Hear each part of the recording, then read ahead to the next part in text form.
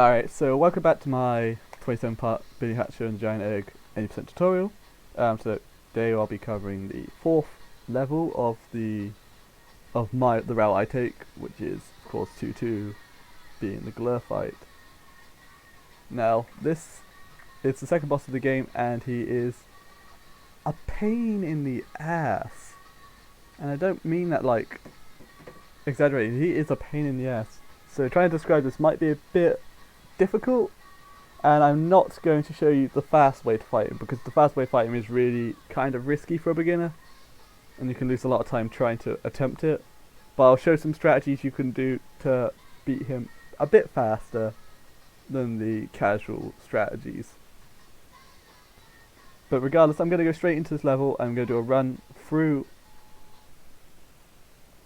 I'm going to do basically Glur is risky. So I'm going to do a quick run through of 2-2 before the boss. I'll reset and I'll go through it with a bit of description. I'm just going to quick disclaimer now, there are some cannons which you have to line up to do some shots. So it might take a bit of time in this to line it up. And it does happen. That's going to be. There we are. That's it.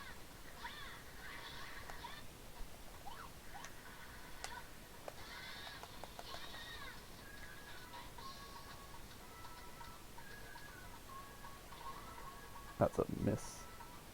Oh, not. Okay, nice. Oops, now I have to go back to the menu select. But that was basically 2-2. There's some crazy cannon shots there, which I'm gonna like struggle to describe where you can aim it. I'm just gonna say this now as Glur loads in. Yeah, it's bit. You have to trial and error. Have a look at where I aim and then sort of play around with it and see what works and what doesn't work and take mental notes on it. I'll give some rough idea on where you can aim, but like I can't guarantee anything. So yeah.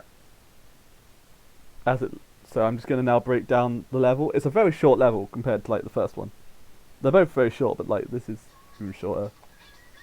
So run forward, mash through this, grab the purple egg. It doesn't really matter. You do need to like it's faster, just keep hold of it. You then want to dash, and then on the second dash you want to jump, hold right, and jump down the slide, and then just roll down it. Get up, sort of dash forward, dash through the frog, jump into this green hoop, and then when you land, you have two options here. But first of all, just be careful of this guy. He can send you off the level, which is annoying if you bounce into him. Like, I'll try and bounce into him quickly. I sort of bounced into him there. And he just kicked my egg. Like, he's very unpredictable. He's a nuisance.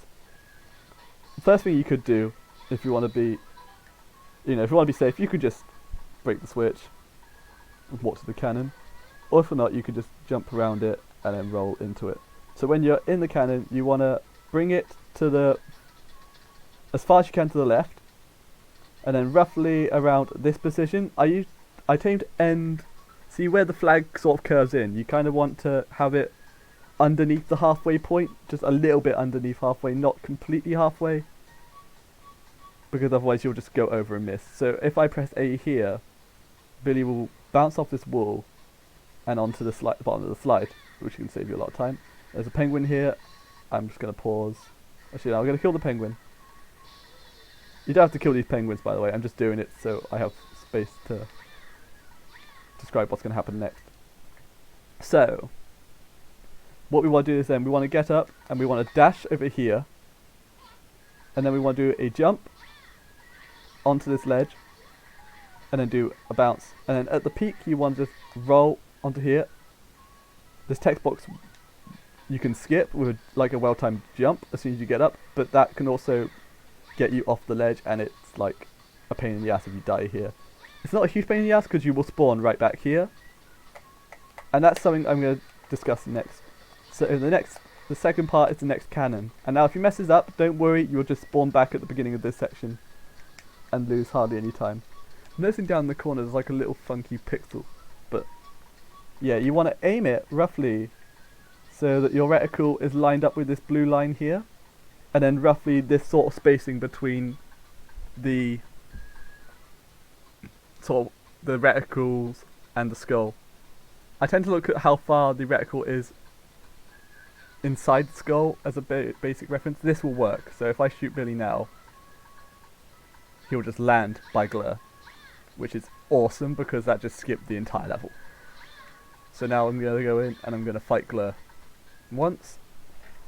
I don't know why Billy does that when he like sort of glides backwards there. It's cool, but I don't know why he does it. So just a quick glare run through. He's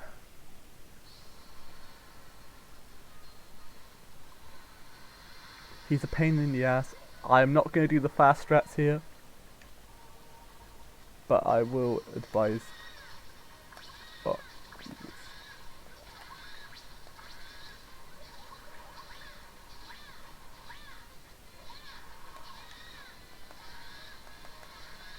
I'm going to go here, I think. Yeah. Shit. I'm not good at casual glare.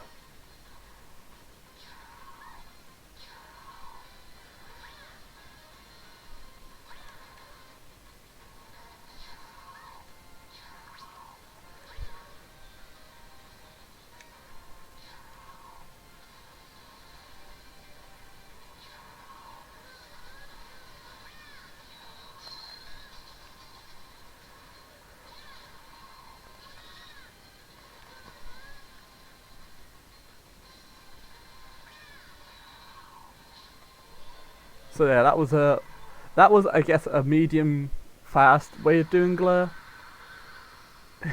There is a much faster way to beat him, but like it is a very risky strat to do, and that's why I didn't do it in this video, and I might just do a separate video on fast glare after I've done like the whole series. But that's good enough, I would say, for a beginner. So I'm going to break it down now.